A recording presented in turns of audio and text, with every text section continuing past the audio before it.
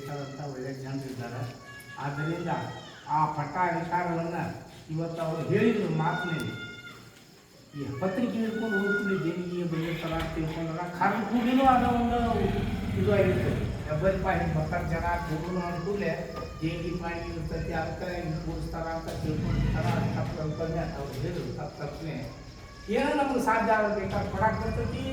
ಬೇಡ ಅಂದ್ರೆ ಅದು ಅವ್ರ ಯೋಗದಾನ ಸರಿ. ನಾವೇನು ಕೊಟ್ಟು ಪಡೆದಿರುವಂತ ಈಗ ದೇಣಿಗೆನಂತೂ ಯಾಕೆ ಬಂದಿಲ್ಲ ಅವರು ಫಸ್ಟ್ ಹೇಳಿದ್ರು. ಈಗ ಪ್ರಕಟಣೆ ಒಂದೇ ಪ್ರಕಟಣೆ ಅಂತಲೂ ಇದ್ರಾಗ ಬರ್ದಾರ. ಇನ್ನೂ ಮುಂದೆ ಇದಕ್ಕೆಲ್ಲ ಚಾಲನೆ ಕೊಡ್ತಾರೆ.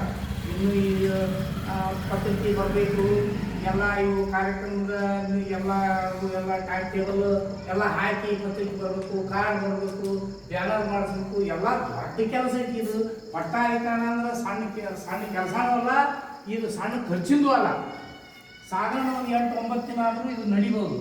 ಏನು 5 ದಿನ ನಡೀತಿತ್ತು. ಅವರು ಹಿರೇಬೆಂಡಿಗೇರಿ ಗ್ರಾಮದ ಪ್ರಮುಖರ ಮ್ಯಾಗ ಅವಲಂಬನ. ಅವರು 5 ದಿವಸನೂ ಮಾಡ್ಬೋದು, 9 ದಿವಸನೂ ಮಾಡ್ಬೋದು.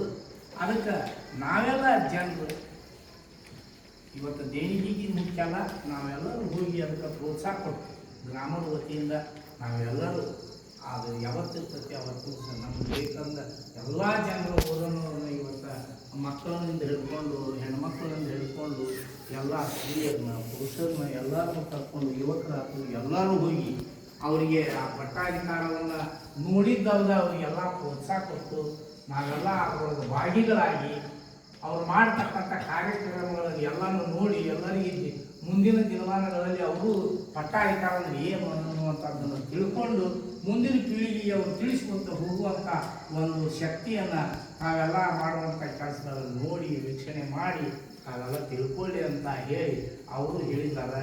ನಾವಾದರೂ ಹೇಳೋನು, ನಾವೆಲ್ಲರೂ ಕೂಡೇ ಹೋಗೋನು, ಹೋಗಿ ಅದನ್ನೆಲ್ಲ ನೋಡಿಕೊಂಡು ಹೆಂಗೆ ಮಾಡ್ಕೊಂಡು ಎಲ್ಲ ತಿಳ್ಕೊಂಡು ಬರೋಣ ಅಂತೇಳಿ ತನ್ನೆಲ್ಲರಿಗೆ ವಂದಿಸಿ ಬಂದಂಥ ಹಿರೇಮಂಡಿಗೇರಿ ಗ್ರಾಮದ ಎಲ್ಲ ಗುರುಜರಿಗೆ ವಂದಿಸಿ ನಾನು 4 ಮಾತು ಮುಗಿಸ್ತೇನೆ.